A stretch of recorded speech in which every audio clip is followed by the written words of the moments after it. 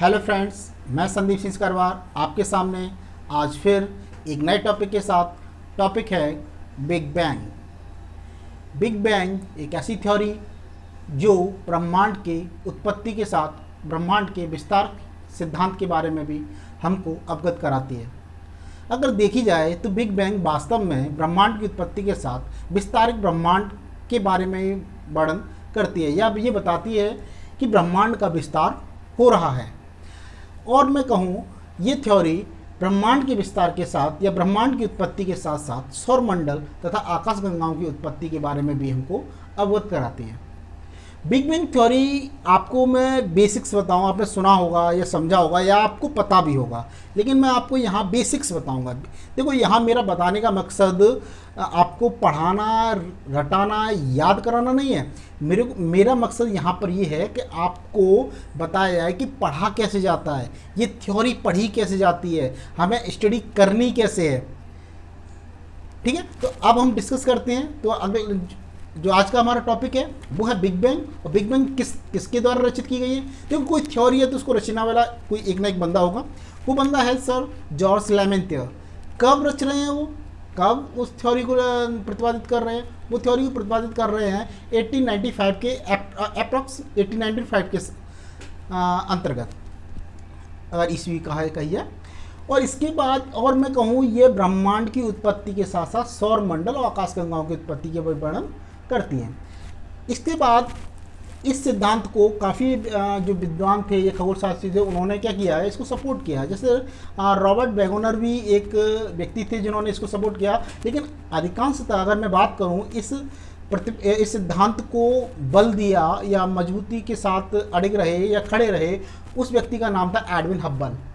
Hubble महोदय क्या थे? उस एडविन हब्बल महोदय ने जो सिद्धांत क्या बताया था, जो मैंने आपको प्रीवियस वीडियो जो आपकी मैंने ब्रह्मांड बताया, यूनिवर्स में जो टॉपिक में मैंने बताया था कि एडविन हब्बल ने आकाशगंगाओं के बीच की दूरी के बारे में बताया था कि मैंने आपको बताया कि ब्रह्मांड का विस्तार हो रहा है, उसने उसका सपोर्ट किया।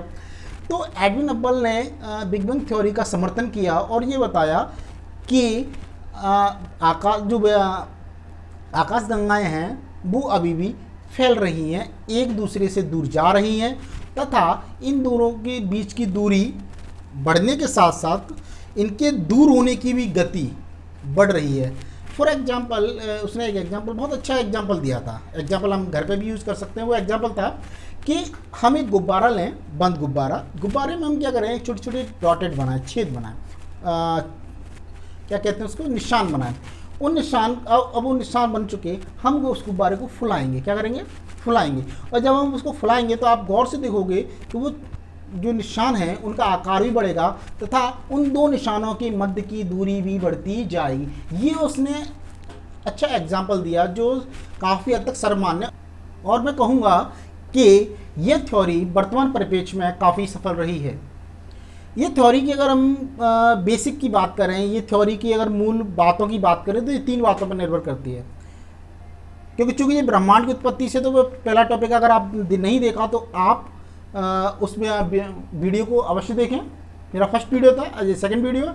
इस वीडियो में देखो मैं आपको बिग बैंग थ्योरी के बारे में बता रहा हूँ जो जॉर्ज लेमेंथियर की थी। 4 थ्योरी में एक थ्योरी मैन बिग बैंग जॉर्ज लेमेंथियर की, जो सर्वमान्य थ्योरी है। इस थ्योरी के अंतर्गत 3 बातें मुख्य थी। पहली बात कि लेमेंथियर का मानना था कि पूरा ब्रह्मांड एक बिंदु मात्र के रूप में था, एक छोटे पदार्थ के रूप में था जिसका आयतन अति सूक्ष्म तथा जिसका घनत्व और तापमान अनंत था। आप अनुमान कीजिए, जिसका आयतन अति सूक्ष्म और जिसका घनत्व और तापमान अनंत था। अगर हम इन चीज़ की इस बात को सोचेंगे तो बाद में दूसरी बात सामने निकल के आती है कि लेमेंथियर का मानना था, लेमेंथियर कहता है कि उस अत्यधिक संकेंद्रण के कारण, अत्यधिक घनत्व के कारण उसमें विस्फोट हुआ, एकदम विस्फोट हुआ। अब विस्फोट को ही उसने एक बिग बैंग कहा गया, एक बड़ा सा विस्फोट। अगर आप देखा बिग बैंग को महाविस्फोट सिद्धांत भी कहते हैं। बिग बैंग थ्योरी को क्या कहते हैं? महाविस्फोट सिद्धांत।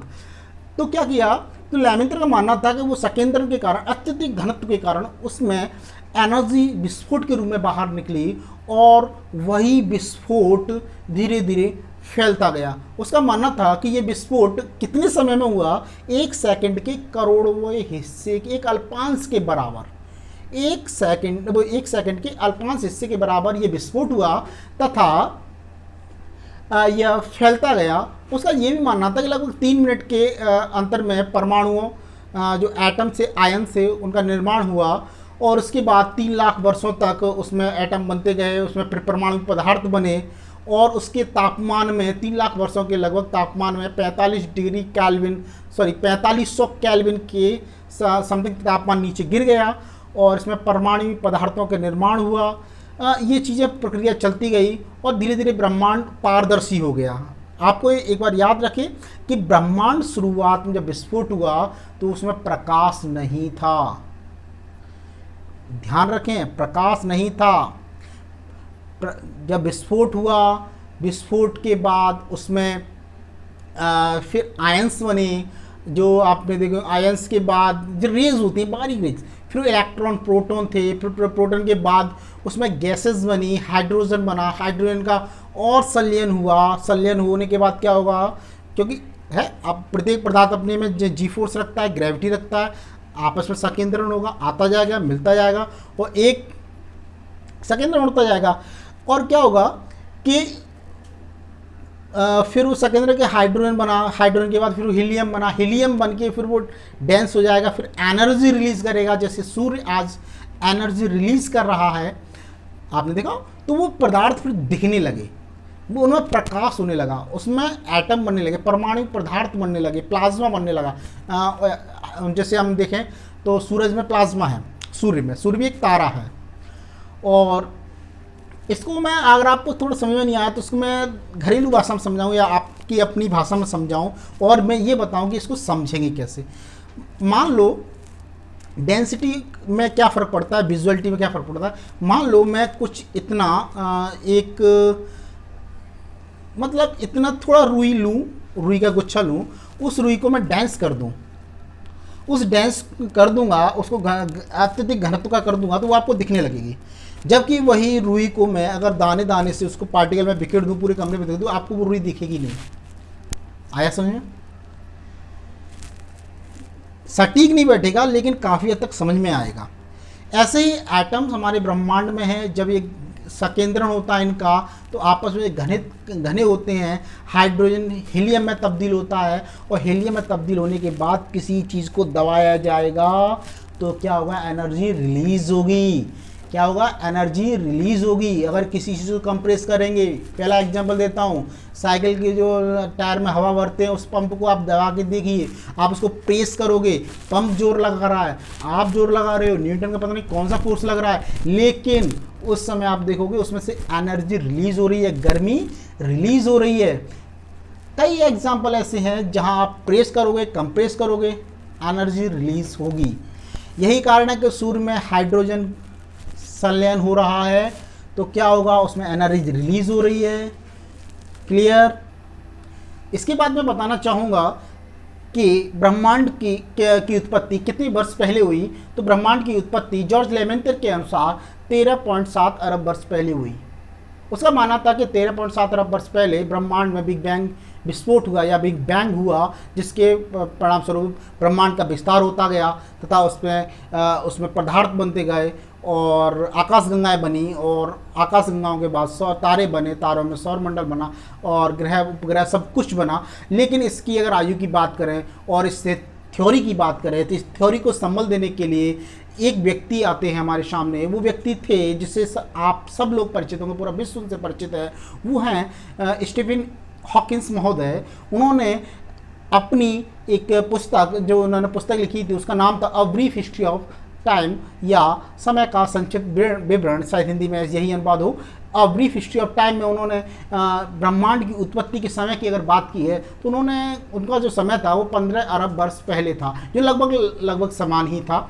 और उसमें उन्होंने बताया कि ब्रह्मांड का आकार था जो ब्रह्मांड, जो मैंने आपको बताया फर्स्ट जो बात हुई थी, 3 बातों में मैंने ब्रह्मांड की उत्पत्ति के बारे में बताया था। उसमें पहली बात थी कि एक बिंदु की मात्रा में था जिसका घनत्व अत्यधिक, तापमान अत्यधिक था तथा उसका आयतन अति सूक्ष्म था। तो उस आयतन के बारे में स्टीफन हॉकिंस अपनी किताब में लिख रहे हैं। वो किताब में क्या लिखते हैं कि ब्रह्मांड का आकार एक मटर के दाने के बराबर था। आप सोचिए, आप कल्पना कीजिए कि पूरा ब्रह्मांड को अगर कंप्रेस किया जाए, मैं कह रहा हूँ आप किसी लोहे के धातु को भी कंप्रेस कर कर एक मटर के दाने में कन्वर्ट नहीं कर सकते।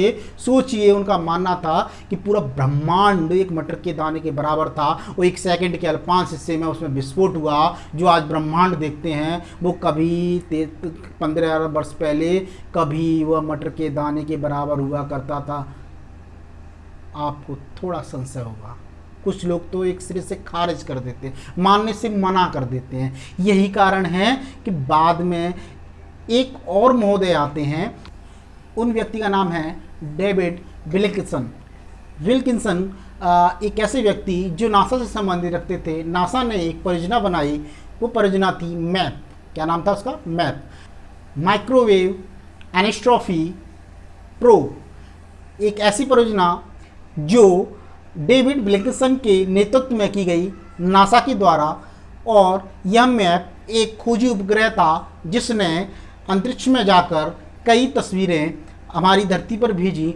उस तस्वीरों के माध्यम से हमने अध्ययन करके यह पता लगाया तथा घोषणा की कि ब्रह्मांड की उत्पत्ति जो जॉर्ज लेमेंतर बताते थे 13.7 अरब वर्ष पहले, वह सिद्ध किया।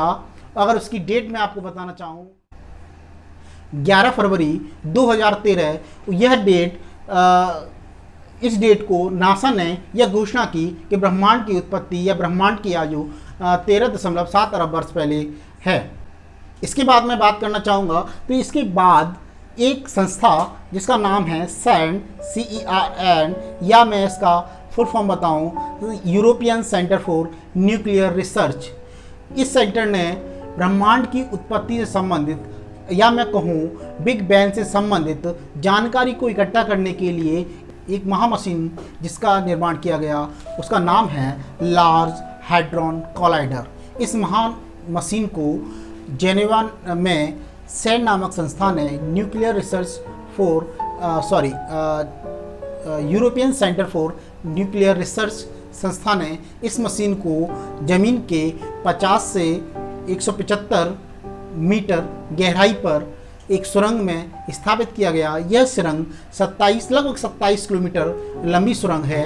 और इस सुरंग में इस मशीन के द्वारा प्रोटॉन की बीमों को प्रकाश की गति से आपस में टकराया गया तथा ब्रह्मांड के अनसुलझे रहस्यों के बारे में जानकारी के लिए, ब्रह्मांड के रहस्यों के अनसुलझी रहस्यों की जानकारी के लिए प्रयोग किया तथा इन प्रयोगों के आधार पर यह जानने की कोशिश की जिन्हें हम God particle, dark matter, dark energy आदि कहते हैं। ये या हिग्स बोसॉन, ये वास्तव में है क्या? यह प्रयोग, अगर मैं बात करूं, यह प्रयोग सबसे पहले 2008 में किया गया जो कि असफल रहा। तत्पश्चात यह प्रयोग सन 2010 में किया गया। 2010 में इस प्रयोग का कार्य सफल रहा, लेकिन इस प्रयोग के निष्कर्ष ही इस प्रयोग को बताएंगे कि यह प्रयोग सफल रहा कि नहीं रहा। यह प्रयोग काफ़ी लंबे समय तक चलेगा तथा ब्रह्मांड की नई जानकारियों से हमको रूबरू कराएगा। यहाँ पर मैंने एक शब्द बोला था, हिग्स बोसॉन। हिग्स बोसॉन एक बेसिक यूनिट है ब्रह्मांड की। एक बार फिर, हिग्स बोसॉन जो मैंने शब्द बोला वो बेसिक यूनिट है ब्रह्मांड की, जिसे गॉड पार्टिकल के नाम से भी जाना जाता है। अगर मैं बात करूं, हिग्स बोसॉन जो शब्द आया है, जो ब्रिटिश जो हिग्स थे जिन्होंने अपनी एक अवधारणा लिखी, जो अवधारणा अपने भारतीय साइंटिस्ट सत्येंद्रनाथ बोस की एक बोसॉन थ्योरी पर आधारित थी, इसलिए इस पार्टिकल को हिग्स बोसॉन के नाम से भी जानते हैं। हेलो दोस्तों, आपको ये वीडियो कैसी लगी कमेंट में ज़रूर बताएं। और अगर आपने मेरी पहली वीडियो ब्रह्मांड नहीं देखी तो उसको अवश्य देखें उसकी लिंक मैंने डिस्क्रिप्शन में दे दी है। और आपको इन वीडियो में कुछ कमी नज़र आई होगी तो उनको बेहतर बनाने का हम प्रयास करेंगे और आप ऐसे ही सपोर्ट बनाए रखें। धन्यवाद।